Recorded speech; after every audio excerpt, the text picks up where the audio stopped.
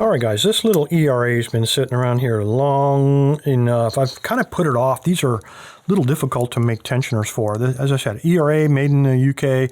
I don't know if that's the model number or the guy that designed the lock, maybe the owner of the lock in Oakley. We're going to call it the Keaton lock.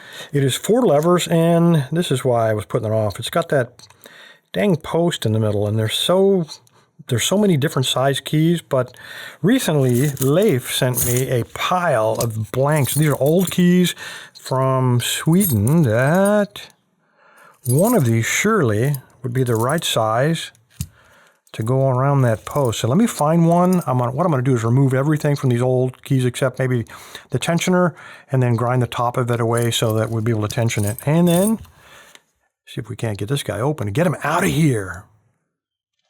All right, guys, normally I would like to use one of these little prefab guys. These are all made for the post-type lock. These all came from Andy Mack. He made these for me. I've had them for at least most of those I've had for a couple of years. Unfortunately, there are so many variations in the sizes of these keyways that all of the ones that I have are either the post is too long or the shaft is too large in diameter. So I'd already tried these when I had the lock, hoping that one would fit. In fact, I've got the latest one. This is Andy Mack's latest creation. Very cool. It's got a replaceable tip.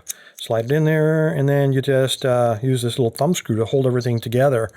I really wish I had an entire selection of different size tips, and maybe, I don't know, half a dozen. I've only got one tip. It's the only one it came with, and I'm really hesitant to file this bad boy down. It probably would fit, but there wouldn't be enough room to get the wire in, I don't think. So this is what I came up with. This is from one of those keys that Leif sent to me, and you can see how much I had to file off of this to be able to leave just a little bit of gap. And even so, I think I'm only going to be able to get the thinnest of wires in there. So if nothing else about the ERA lock, they got a pretty tight keyway. All right, my box. You guys have seen this before. I've got a piece of foam on the top and with slits in it that kind of arrange things from curved wires in the front, small to large, straight wires in the back, small to large. So I'll take the smallest one, which is this little guy right here. Makes it really easy to find. Much easier than, say, if you keep all your crap in the bottom of a box all jumbled up. Yeah, I do that too. So I've got it all covered. All right, let's try this guy. Make sure this is tight. Slide that dude in there. And what I'm going to do, just take the wire. And even so, he's still a little tight. Make sure we're all the way in. And I'm reaching under the camera to do this. Apply tension, and I know I'm tensioning because I can see the shackle. See it jiggling just a little bit. Tells me I'm in the right place. So apply light tension, and let's see what we got here.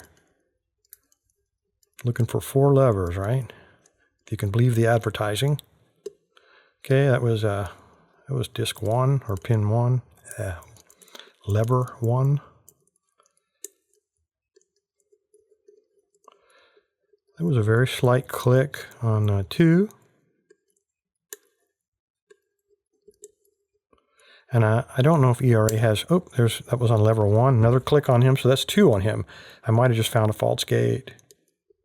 Okay, there's a click on 3, and I think we got to open. Either that or I broke the tip of my, there we go, there we go. Come out of there, you. Probably got it open, but again, very tight keyway. Really hard to get these guys out. Come out of it. Just leave it alone, Bill. Anyway, there you go. The ERA Keaton's lock, 4 lever. Appreciate your time, guys. Stay safe, stay legal. Andy Mack, thank you, sir, for building these. I'm just sorry we haven't had a chance to use them yet. Thanks, guys.